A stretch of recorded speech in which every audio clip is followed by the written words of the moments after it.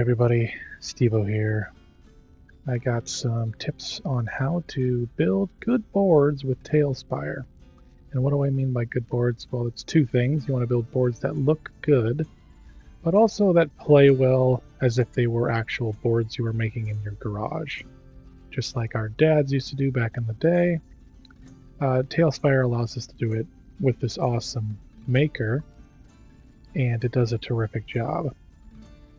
And I already have a tutorial for that if you would like to watch. But they also have a very good in-game tutorial, and that's basically what I did during mine. We'll just follow here. But since we already covered that, let's talk about some more advanced stuff. So for starters, there's two kinds of map makers that I've seen. Both are very good. There's the ones who make very big maps and slabs that are very rich in detail, and they're very, very good at it. The problem is with these, unless you have a very massive campaign, most of that's going to go to waste. It's impressive to show what TaleSpire can do, but as far as actually playing on it, they're not very practical. Whereas if you make small boards, like the way I do here, this is actually designed for moving little figures around and playing and rolling dice and stuff, which I think is kind of the point of TaleSpire, is to build with that in mind as opposed to trying to actually recreate something quite extravagant. I also love the slider that we have that allows us to go to the floors and you can get down below. Amazing tool, really helps people move in and out easy and be able to see these layered areas. But I actually prefer separating my layers just because it gives me a layer, if you will, another layer of control that is difficult. For example, if in this building here, if I wanted to take out one of these floors and if I just wanted to use this floor, for example, I could copy it with the slab copier here and grab it and go up just enough to get it and Control C, and then I accidentally grab the floor as well, but it would be a little more difficult to copy it this way and get everything just right, as opposed to making the slabs separate. Copying them is really easy in my opinion. But this is just my personal preference. I like being able to see them side by side as well. Oh, it's because I have the water on here. Hold on. I messed it up. Okay, here. And then up. See, and copy that, and now this is also very easy to copy and share on TaleSpire or Tales Tavern, which is the website I use to share all my slabs. Making slabs like this makes it nice and easy to share them. And if you copy and paste them onto yours and you're using the same style that I do, combining all these different like boards, these slabs that are made for this kind of gameplay, swapping them in and out is very easy, and they become like Legos. You can snap them together to make a variety of different environments in a smaller area, which saves on resources too. And that's another problem with those larger maps.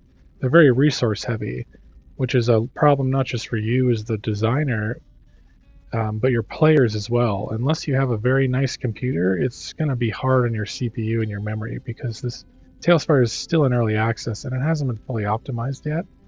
So it can run hot once you start pushing it. Right now it's fine. This map is starting to get there though. When I look at it from a distance and crank it up here, like so, it's getting pretty big. My computer starts to sing quite a bit at that point. But it's not too bad or anything. I can still work just fine. It's just worth noting.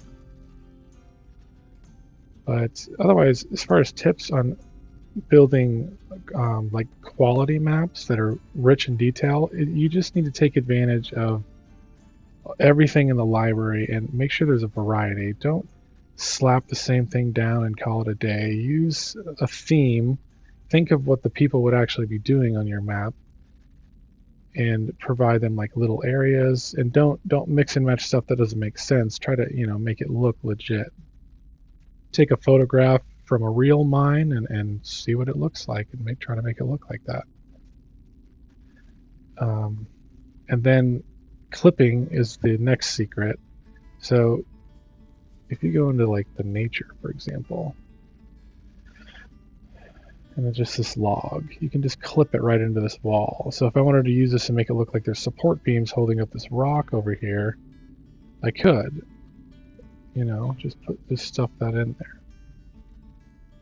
I won't, but if you want to make like rocks, like the way I made these walls was essentially just starting with this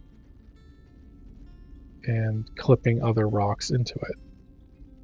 These white rocks, these coal-looking rocks, I tucked it in around the corners to make it look like a mine.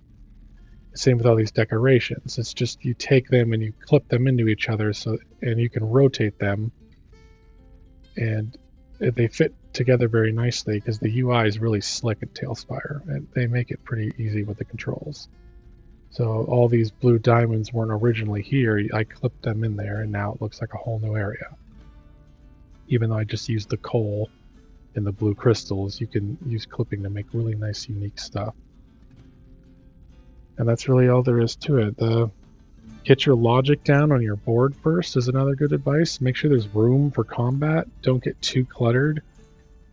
If you clutter, you know, pile it into an area and make it useful so they can hide behind it. Don't be afraid to... During my games, I tell people, I encourage them to go through with their rogues or whatever they're playing and look in these containers. And so it's good to keep in mind what might be in there while you're designing. And some decorating advice, if you want, like about the clutter again, stick to your edges and make sure your corners are used very well, because no one usually goes in the corner. It's a good place to put quests and other stuff. So in this cavern, I have 4 corners. One's the entrance, and the other 3 corners I used pretty well for 3 different quests.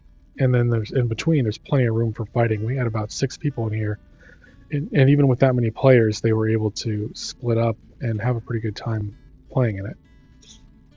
So that's all the advice I have for you for some, you know, making TaleSpire boards that are actually versatile and useful and look really good. So I'll catch you next time, folks. Thanks for tuning in.